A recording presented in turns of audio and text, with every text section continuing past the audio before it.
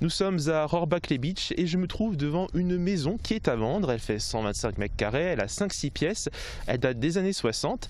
Alors on peut de nouveau la visiter de manière physique, mais ce qui se fait de plus en plus, eh bien, ce sont les visites virtuelles. Eh bien, je vais vous emmener voir comment ça marche. Nous sommes à l'entrée de la maison et je vais vous présenter Alain Spletter qui est agent immobilier et qui va nous présenter comment fonctionne le petit bijou technologique qu'il a en face de lui. Alain, bonjour. Bonjour. Alors, comment marche cette petite caméra ? Donc déjà, c'est une caméra dernière génération Ricoh Theta qui permet, en la plaçant au centre de la pièce, de visualiser d'un seul clic, si vous voulez, la totalité de la pièce dans son ensemble, aussi bien les plafonds que les sols, que les murs, les coins, les recoins. En faisant ce genre de travail, on évite des visites souvent inutiles. Ces prises de vue sont possibles grâce à deux objectifs placés à 180 degrés. Les visites virtuelles permettent à l'acheteur de faire ses choix en quelques coups d'œil.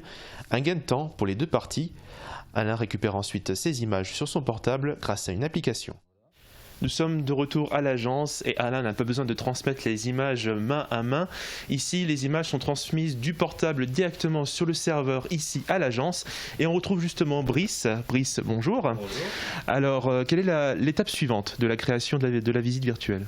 Alors les prises de vue ont donc été réalisées sur la maison et je vais pouvoir passer au montage de la vidéo 360 en elle-même. Et qu'est-ce que vous utilisez comme logiciel ? On utilise un site qui s'appelle Prévisite sur lequel je vais pouvoir travailler les vidéos. Les liens entre les différentes pièces sont ensuite créés. Comptez un investissement de 500 € pour la caméra et une centaine d'euros par mois pour le logiciel. Du matériel qui permet de se différencier de la concurrence. Et nous sommes maintenant en liaison avec le gérant de l'agence Regard Immobilier, Brice Peter. Bonjour. Bonjour. Dites-nous, est-ce qu'une visite virtuelle suffit pour que l'acheteur se décide ? Alors la visite virtuelle est un élément indispensable qui va se démocratiser de plus en plus, surtout dans le contexte actuel de crise sanitaire. Les acquéreurs, cette visite virtuelle permet principalement aux acquéreurs de pouvoir visiter un bien en toute tranquillité et en sécurité depuis chez eux. Mais elle ne remplace pour l'instant pas une visite physique. Elle permet de réduire les pré-visites, les contre-visites, et elle permet de rassurer malgré tout l'acquéreur pour la signature du compromis final. Et en pleine période de crise sanitaire, justement, comment se porte le marché de l'immobilier dans le secteur ?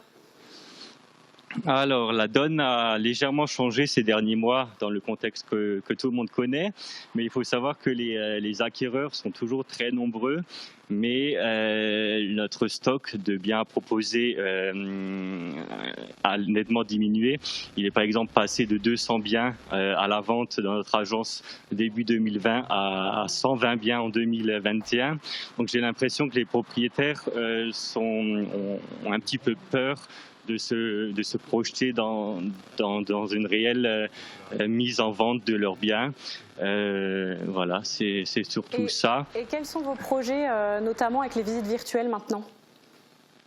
Alors les visites virtuelles, nous on a pour projet d'ici quelques mois, d'ici 2-3 mois, de faire en sorte que tout notre portefeuille soit disponible en visite 360 pour que les acquéreurs puissent vraiment faire une présélection des biens avant de pousser la porte de l'agence ou nous contacter pour visiter en physique le bien qu'ils ont retenu.